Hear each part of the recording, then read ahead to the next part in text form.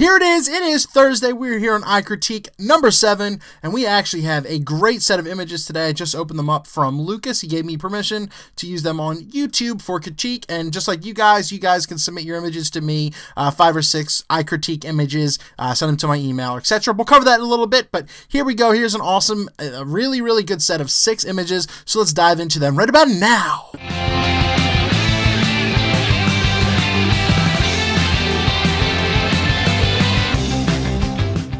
Lucas has been shooting for a little bit now. He's been shooting 3 to 4 years. He wants to get a little more serious, so he sent in his images for critique, and he sent me the Flickr link, and just like I recommend, say give me the rights that I can use them on YouTube so I can critique them. So I looked at it, and I looked at the one of the first photos just for the EXIF data, and he's using a Nikon D5100. That's equivalent to like a Canon T3i, so it is more of an entry-level camera, but you could do amazing things with those cameras, and he's also got some nice glass lenses to go with it. So let's just jump right into it and let's look at the first image. We got some portraits, we got some reenactment stuff, but they really work together because there's a lot of great techniques used in them. So as I said, I looked at this image, and this was shot at f1.8 with the Nikon 50 1.8. Once again, that's under $300, and you can get great stuff like this. I really like the bokeh is beautiful. You got the great bokeh balls back there. It's composed really well. There's not much else I can say with it. It's tack sharp, but a couple things I might recommend. Maybe I would lose a little bit more headroom. Maybe it's just a little too far down. And the lighting's a little toppy, as you can see. The light's coming from here, and it's casting a shadow on her nose. So if anything, kind of move it down and to the side a little bit. Maybe if you want to kind of give it, I don't know, more of a contrast on the other side. That's the thing that's throwing me off, because it's casting weird shadows here, and it looks to be a little bright, so it might be a little overexposed. So I recommend maybe dropping that down a little bit, giving the skin a little bit more tone to it. But other than that, a couple of the lighting things. Great shot, great expression, looks fantastic. There is not much else I can say to that. So next one we got, you're playing with a silhouette, and it works great. A lot of people do this around like Christmas time when they got lights up. So it looks like you hung a set of, lights back here. You blew it out. Looks like maybe with the sheet or something too, and it works really well. I kind of wish the image was more straight, like she's kind of like straight-ish, and maybe I want them to go up more, not to the side. So as you see, they're kind of tilting off. So maybe if this was more straight up, it would be a little more impactful. But once again, the bokeh is beautiful, and the silhouette is perfect. It's on point. I like the side profile you did. But yeah, maybe I would like to see it just shoot up a little more, and maybe, I don't know. I think it's a good, once again, good silhouette. Just work on that. Once again, bokeh looks beautiful. You're shooting at 1.8.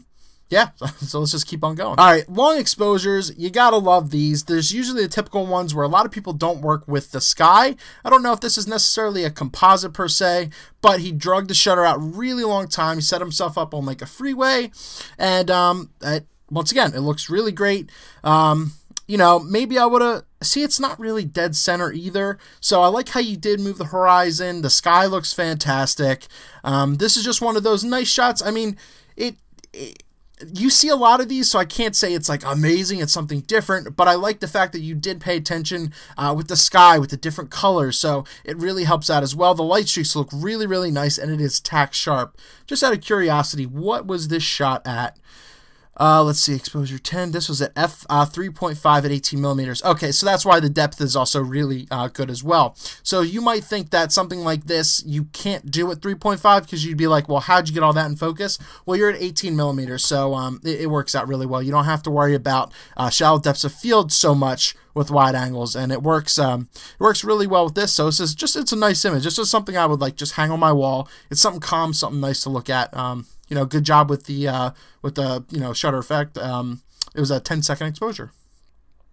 Okay, this has become really popular with a lot of people for portraits and composites. So this is definitely, obviously, a composite image. Completely black background. You get the picture of the hands. You do something like this, and then you take a selfie, or why did I just say selfie? You take a self-portrait. Hate using selfie, and you superimpose it over the face and blend it in. I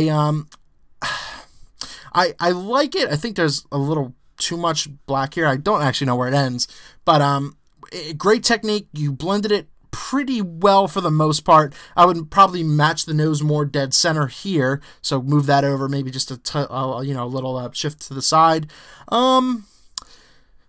I think there's too much texture on it, on the hands. Like, it's too wrinkly, like old paper. Maybe that's not something I'm necessarily, really like. But if it was a little more natural, which once again, I see these a lot, I think it will work a lot better. So I don't know. It's something different. It's more artsy. It's something different. So, I mean, I don't mind it, but I prefer, I guess, if it's a little more natural, it's just more my style, and that kind of just straighten it out a little bit and move it over because the head's kind of tilted a little bit. But you're pretty much right there. I'm pretty sure it's a simple drag and crop just a little bit. So I think we're actually on the last image. I think this is no, there's one more after this. Okay, so we have like just a reenactment of one of the wars or something. I don't know the background too much upon this.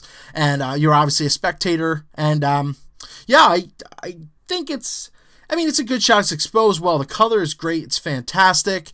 There's just not much you can do from the side. I mean, it's great. You froze motion. I mean, you really you had to use a high shutter speed. Let me check it out. Let's see. Yeah, 6/40th of a second, f8. That's why you have a good depth there. What lens were you using? Just out of pure curiosity, probably an 18 to something. Yep, 18 to 105 because you're at 135. Or wait, how's that possible?